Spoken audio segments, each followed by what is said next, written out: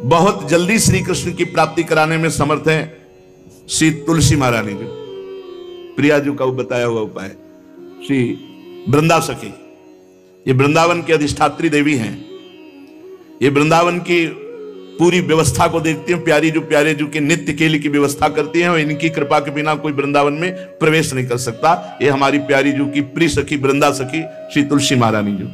चंद्रानना सखी ने कहा कि परम सौभाग्यदम राधे महापुण्यम वरप्रदम श्री कृष्ण श्यापि लभ्यर्थम, उनका तुलसी सेवनम मतम।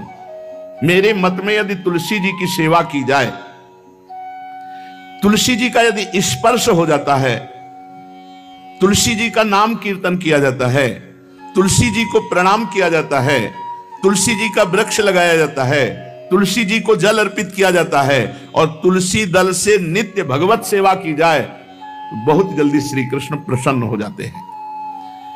प्रतिदिन जो तुलसी जी की भक्ति करता है, तुलसी का पौधा रोप करके तुलसी जी का सिंचन करना, तुलसी जी को तिलक लगाना, तुलसी जी को माला पहनाना, तुलसी जी की परिक्रमा करना, तुलसी जी को प्रणाम करना, वो कोटि सहस्त्र युगों तक ऐसा महान सुकृत होता है कि भगवान श्री कृष्ण के नित्य समीप रहता है जो तुलसी जी की सेवा करता है। जब तक मनुष्य की लगाई हुई तुलसी की शाखा प्रशाखा बीज पुष्प सुंदर दल से तुलसी जी सुशोभित होती है, तब तक हजारों कल्पों में श्री हरिधाम में रहते हुए उसका कभी पुण्य नष्ट नहीं होता। जैसे एक दिन तो 1000 कल्प, 2 दिन 2000 कल्प वो भगवान के नित्य धाम में महान सुकृत के बल से भगवत धाम में रहेगा, जो तुलसी जी का पक्का मान लीजिए। जब स्वयं में थे तो तुलसी जी रोपण करके तुलसी जी का एक वन लगाया था और रोज नवीन नवीन मंजरी तुलसी दल लेकर प्रभु के चरणों में कहीं ना कहीं तुलसी जी की कृपा हुई। वृंदावन, ये वृंदा अधिष्ठात्री देवी वृंदावन की है, इनकी कृपा के बिना। हे चंद्रादने, संपूर्ण पत्रों और पुष्पों को जो उतार करके सम्मान पूर्वक पहले प्रार्थना करनी चाहिए। हे वृंदा देवी, हे तुलसी जी, भगवान श्री हरि की पूजा के लिए या प्रियाजू की पूजा के लिए हम आपके कुछ मंजरी कुछ दल लेकर के सेवा करना चाहते हैं, आप कृपा करके मुझे दीजिए, और फिर उतार लें। ऐसे नोचना नहीं, बहुत सम्मान से बहुत प्यार से, तो तुलसी जी प्रसन्न होते हैं। जो मनुष्य तुलसी दल से श्री हरि की पूजा करता है, कोई भी पाप उसका स्पर्श नहीं कर सकता। पूर्व में किया हुआ कोई भी पाप उसको दंड नहीं मिलेगा, जो तुलसी जी की आराधना नित्य करता है। अब इतना जल भी ना चढ़ा दे, मार पुण्य हो जाए और तुलसी जी अंतर ध्यान अनुकूल जल, जैसे मान लो गमले पे हैं तो इतना बड़ा तांबे का रोज उससे चढ़ा, अब भर के लोटा चढ़ा दोगे 2-4 दिन में अंतर ध्यान हो जाएंगे तुलसी जी। बहुत विवेक से जरूरत है, मतलब भारी पुण्य होगा। अब इतना बड़ा लोटा रोज जल चढ़ाओगे तो 2-4 दिन में पीली होके अंतर ध्यान हो जाएंगे। इतना जल, अनुकूल जल चाहिए। एक तांबे का छोटा सा लिया, ऐसे रोज डालो, उसमें कोई फर्क नहीं, और गमला उठाकर धूप में विराजमान करो। सेवा का मतलब क्या है? जो तुलसी जी को जल अर्पित करके तुलसी जी की सेवा करता है, हरि चिंतन करता, कभी कोई पाप उसका स्पर्श नहीं कर सकता। 100 भार सोना, 400 भार चांदी का जो दान करने का फल होता है, वो एक तुलसी दल उतार, जो अपने द्वारा लगाई हुई तुलसी दल, वो हरि के चरणों में अर्पित करो। ये 100 भार सोना और चांदी बराबरी नहीं हो सकती। कितना महत्व है। जो रोज तुलसी दल चयन कर, द्वादशी को ना चयन करे, द्वादशी को मतलब बहुत बड़ा अपराध लगता है तुलसी दल का, इस मतलब तुलसी के वृक्ष का भी स्पर्श ना करे। प्रणाम नमस्कार दूर से, एक भी दल नहीं टूटना चाहिए। द्वादशी को ऐसा हमने महापुरुषों से सुना है कि मंजरी और पत्र उतारना ये ठीक नहीं, बिल्कुल नहीं ठीक है। ब्रह्म हत्या का फल लगता है, अगर जो पाप लगता है अगर कोई द्वादशी को तुलसी चयन, बहुत सावधानी से। जिसके घर में तुलसी का बगीचा होता है, कई पौधे होते हैं, उसको कहीं तीर्थ जाने की जरूरत नहीं, उसका घर तीर्थ है जिसके घर में तुलसी के पौधे हैं। और यमराज कभी उस घर में किसी भी मरने वाले को लेने नहीं आएंगे जिसके घर में तुलसी। लगा लो भैया तुलसी लगा लो घर में, काहे कोई यमराज को आने दोगे?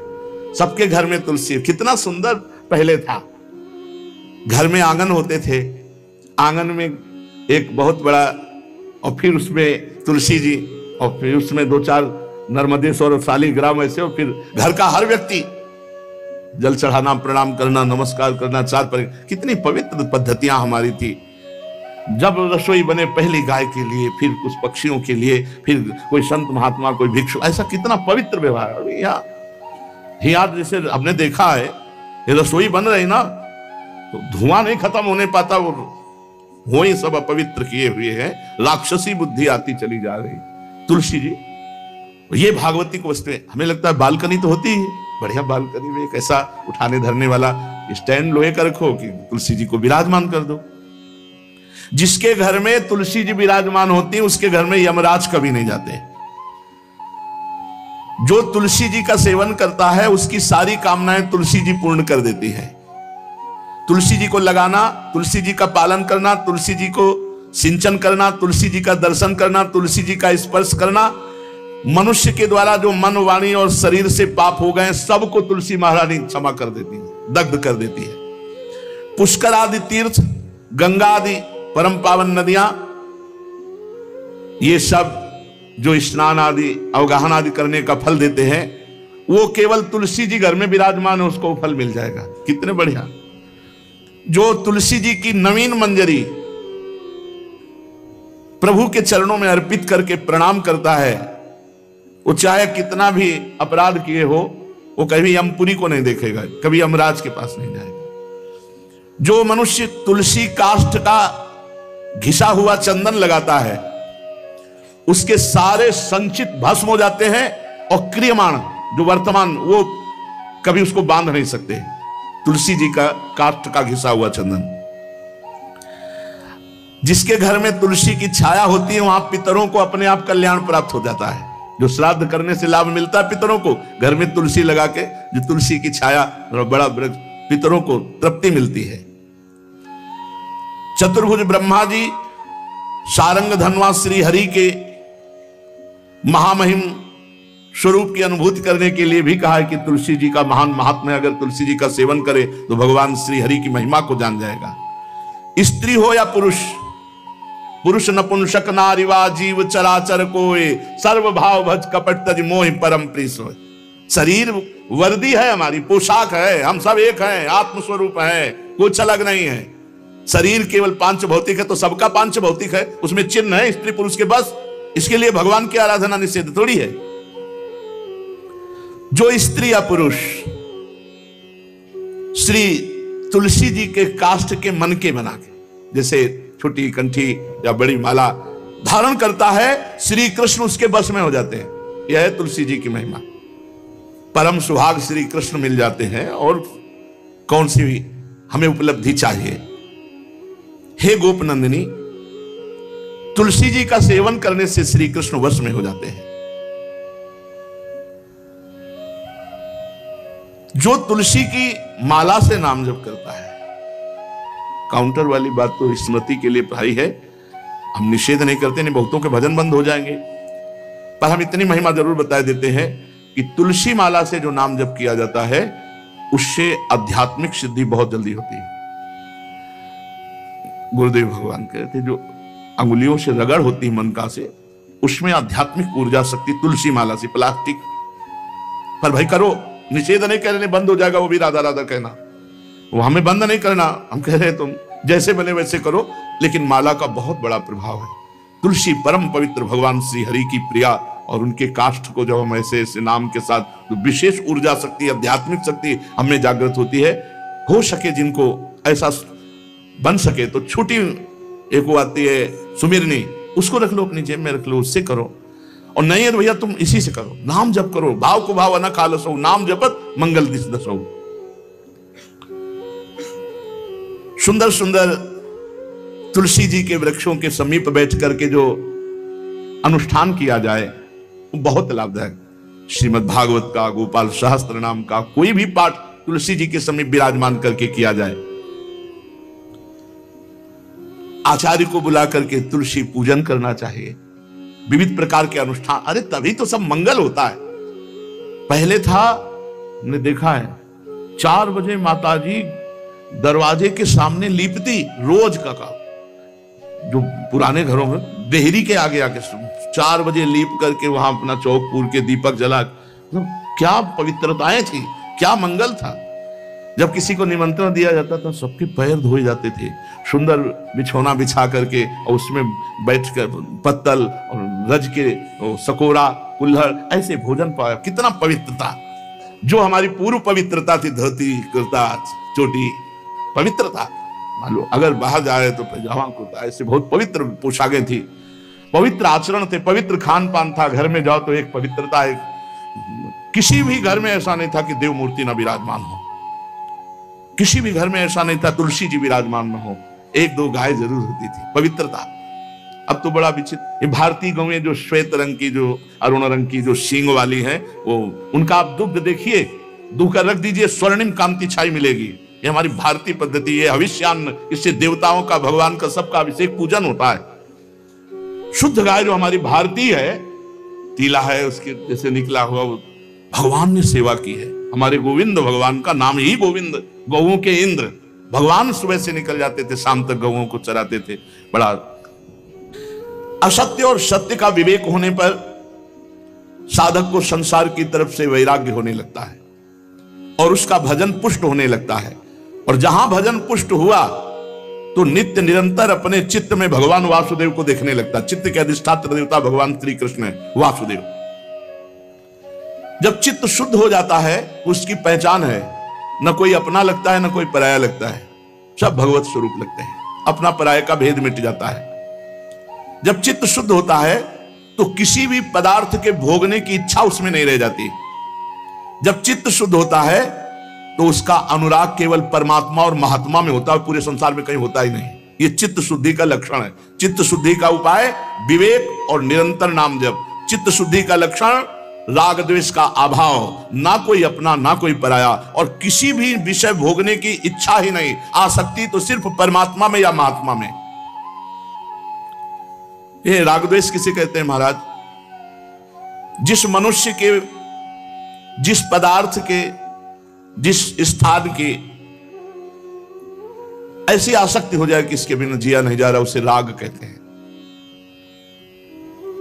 जैसे मां में राग, पिता में राग, पत्नी में राग, पुत्र में राग, धन में राग, मकान में राग, शरीर में राग, बहुत समझना चाहिए हमारा राग हो गया, जिसका बार बार स्मरण आए और बार बार खिंचाव हो हृदय से। जो हमारे ध्यान पथ में प्रभु की शिवा और आ रहा है, वो सब राग का ही किया कराया खेल है। द्वेष, इसमें मूल राग है, जिससे राग होता है उसी से द्वेष होता है। राग नहीं होगा तो द्वेष होगा ही नहीं। जब वो हमारे प्रतिकूल चलने लगता है तो द्वेष हो जाता है। प्रतिकूल पदार्थ, प्रतिकूल वस्तु, प्रतिकूल व्यक्ति, तो हमारा द्वेष हो जाता है। यही राग द्वेष जीव के जन्म मरण की श्रृंखला है और इसका मूल कारण देहाभिमान, अहंकार है। महाराज, साधक को समय किस प्रकार बिताना चाहिए? सबके लिए एक जैसा उपदेश नहीं होगा। पूज्य बाबा बोल रहे हैं, जो गुरु के पास रहते हैं उनको सब समय गुरु की सेवा में लगाकर भगवत स्मृति युक्त जीवन व्यतीत करना चाहिए। और जिनको गुरु का सानिध्य नहीं मिला उनको भजन में अधिक समय लगाना चाहिए। यदि गुरुदेव सेवा के लिए आदेश करें, वही सबसे बड़ा भजन है। यदि वो कह रहे हैं कि बैठकर भजन करो, तो अधिक समय भजन में लगाना चाहिए। अगर गुरुदेव सेवा, तो फिर सेवा ही भजन है। जो गृहस्थ हैं उनको अपनी गृहस्थी के कार्य को गुरु सेवा, भगवत सेवा मानकर करना चाहिए। यदि गुरु जी कुछ स्वीकार करते हैं तो ठीक है, नहीं सर्वस्व गुरु का है, ऐसी भावना करनी चाहिए। विरक्त उपासक को गुरु की अधीनता स्वीकार करनी चाहिए। गुरु की अधीनता से अपने आप सारे पाप, द्वेष, दोष, राग सब नष्ट हो जाता है।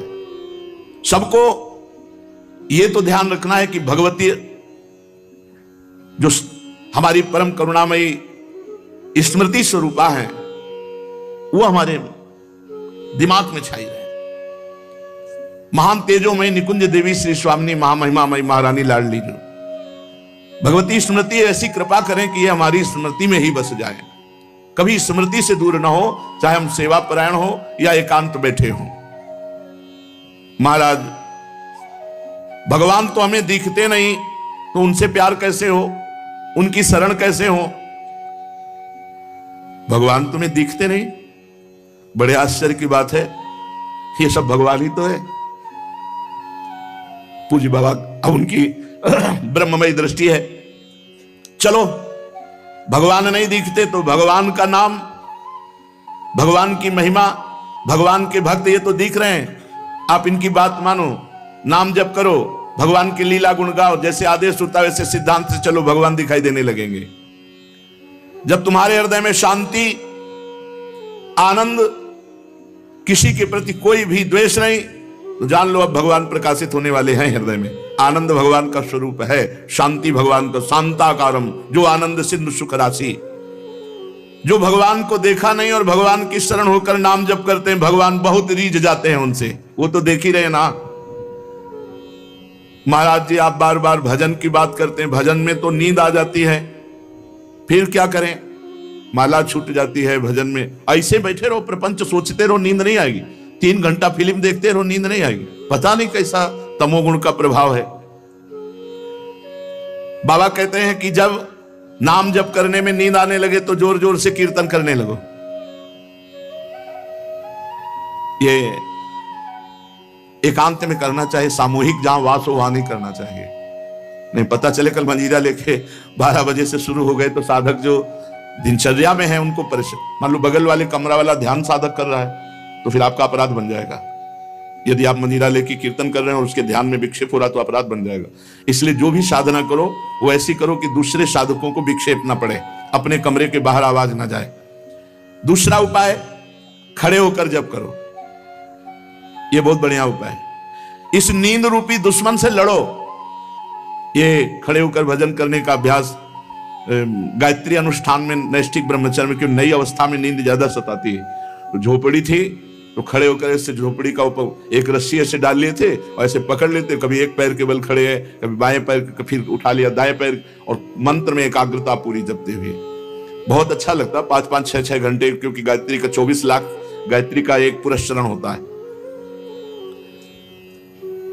भक्त को चाहिए किसी भी स्थिति में भजन के समय में नींद ना आने पावे।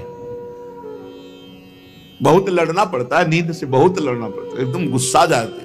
जैसे बड़ी सावधानी से जप रहे हो, पता नहीं कब गोल हो गए, माला छूट गया। जब देखा माला छूट गया तो एकदम गुस्सा, अब पूरा माला गया, अब फिर एक से शुरू करना पड़ता। जैसे मान लो आप 99 मनका पे पहुंच चुके हैं और आपका छूट गया तो अनुष्ठान में नहीं माना जाएगा, फिर वहीं से शुरू करो एक से। ये नहीं कि कहीं से भी पकड़ लो वैसे शुरू करो, ऐसा नहीं। जब अनुष्ठान किया जाता है तो अगर जितने पे छूटा, अब ये काउंटर दिखाने से थोड़ी चले, काउंटर आज चला है काउंटर में क्या है कि जितना करो उतना छोड़ दो। हमने गुरुदेव भगवान से, ये तो अभी कुछ समय से चला है, ये तो दिखाई नहीं दिया, पहले कभी दिखाई नहीं दिया, अब तो नई रचना है।